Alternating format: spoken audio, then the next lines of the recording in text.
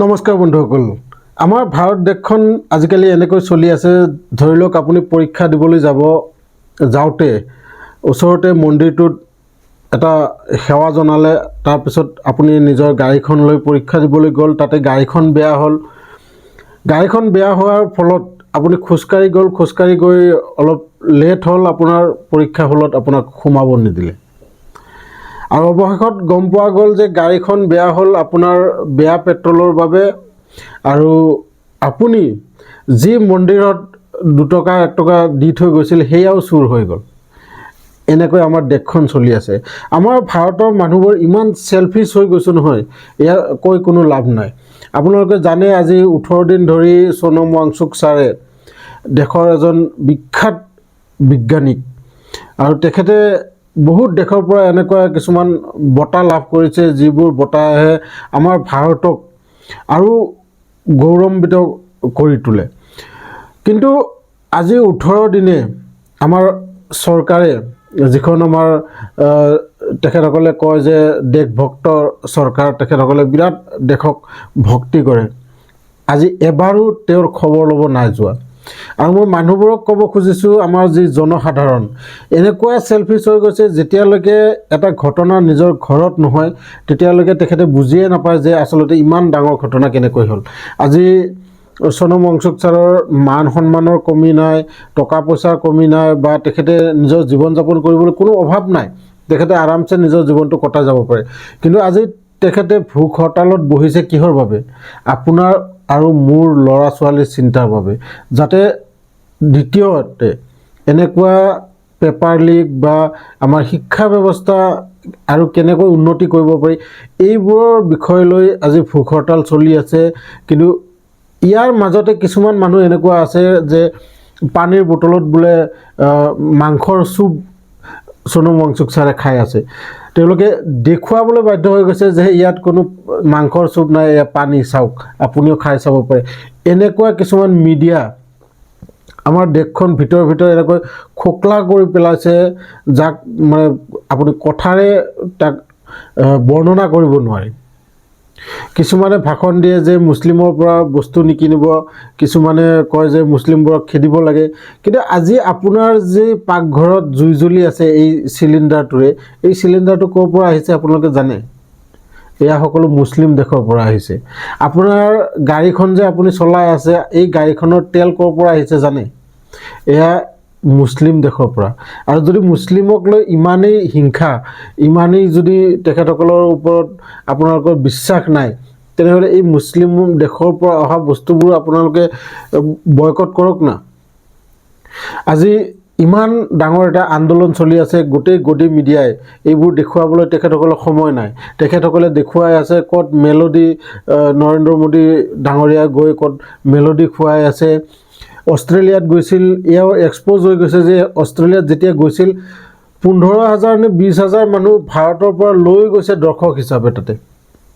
গতিকে ভাবিছক আমাৰ টকাৰ কি অপব্যৱহাৰ এই চৰকাৰখনে কৰি আছে আৰু আপুনি যদি প্ৰশ্ন সোধে তেনেহ'লে আপুনি দেশ বিৰোধী আপুনি পাকিস্তানী কি এয়া গণতন্ত্ৰৰ দেশ গণতন্ত্ৰৰ দেশৰ মেইন যিটো শক্তিশালী প্ৰথা এইটো হ'ল জনসাধাৰণে চৰকাৰক সুধিব পৰা প্ৰশ্ন আৰু এই প্ৰশ্ন সোধা যেতিয়া বন্ধ হৈ যায় তেতিয়া এই গণতন্ত্ৰ মৰি যায় আমি সকলোৱে আপোনালোকেও হয়তো ক্ৰিকেট চাই বা ময়ো চাওঁ মোৰ ল'ৰায়ো চাই বা আপোনালোকৰ ল'ৰা ছোৱালীও চাই বা খেলেও ইয়াত কোনো বাধা নাই কিন্তু আজি আমি ক্ৰিকেট চোৱাৰ বা আমি ক্ৰিকেটৰ ফেন হোৱা হিচাপে যেনেকৈ বিৰাট কোহলি ৰোহিত শৰ্মা তেওঁলোকে ইমান কোটি টকা ইনকাম কৰি আছে এয়া কাৰ ফলত আপোনাৰ আৰু মোৰ ফলত আপুনি মই যেনেকৈ ষ্টেডিয়ামত গৈ ভৰি তেখেতসকলৰ মেচ চাবলৈ যাওঁ সেইভাবে তেখেতসকলৰ জনপ্ৰিয়তা বাঢ়িছে তেখেতসকলে ইমান টকা উপাৰ্জন কৰিবলৈ সক্ষম হৈছে কিন্তু আজি এই এটা বিপদৰ যেটো মুহূৰ্ত এই মুহূৰ্তত এটা টুইট কৰিবলৈ তেখেতসকলৰ সময় নাই বা সাহস নাই যে ষ্টুডেন্ট বিলাকৰ যি হৈছে এয়া ভাল হোৱা নাই বুলি এটা টুইট কৰিবলৈ তেখেতসকলৰ সময় নাই এই সিনেমাৰ তাৰকাবোৰ অক্ষয় কুমাৰ হোক অজয় দেৱগান হোক বা যিমান ডাঙৰ ডাঙৰ এই চিনেমা তাৰকাবোৰ তেখেতসকলৰ চিনেমা যিবোৰ ইনকাম এইবোৰ ক'ৰ পৰা আহে আমি আপুনি মই চিনেমা হলত গৈ চিনেমা চাওঁ বুলি তেখেতসকলৰ এই ইনকাম আহে কিন্তু আজি তেখেতসকলে আপোনালোকৰ বিষয়ে এটা মাত মাতিবলৈ তেখেতসকলৰ সাহস নাই কোনোবাই ইণ্টাৰভিউ ল'বলৈ গ'লে সোধে যে আপুনি আম চুহি খায় নে কাটি খায় এইবোৰ কি এজন প্ৰধানমন্ত্ৰীক সুধিবলগীয়া প্ৰশ্ন আজি এই সোণম ৱাংচুক ছাৰ এনেকুৱা নহওক যে তেখেতে প্ৰাণ ত্যাগ কৰক কিন্তু যদি কিবা কাৰণত এনেকুৱা এটা অঘটন ঘটি যায় আজি দেশৰ সকলোৱে ষ্টেটাছত লগাব যে সোণম ৱাংচুক ছাৰ ইমান ভাল আছিল ইমান এনেকুৱা মানুহ হেন তেন কিমান চাব আপুনি ষ্টেটাছ কিন্তু এই ষ্টেটাছতে আমাৰ জীৱনটো সীমিত হৈ গৈছেনে এতিয়া 20 তাৰিখে CJP যিটো লিডাৰ তেখেত অভিজিত দীপকে 30 বছৰীয়া এজন ল'ৰা তেওঁৰ কোনো আপোনাৰ ল'ৰাৰ লগত বা তেখেতৰ কোনো পাৰ্টিৰ লগত এনেকুৱা কোনো সম্পৰ্ক নাই তেখেতে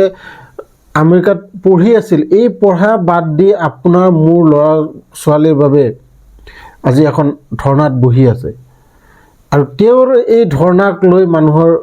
ইমান প্ৰশ্ন মানুহৰ ইমান মানে বেয়া বেয়া কিছুমান চিন্তা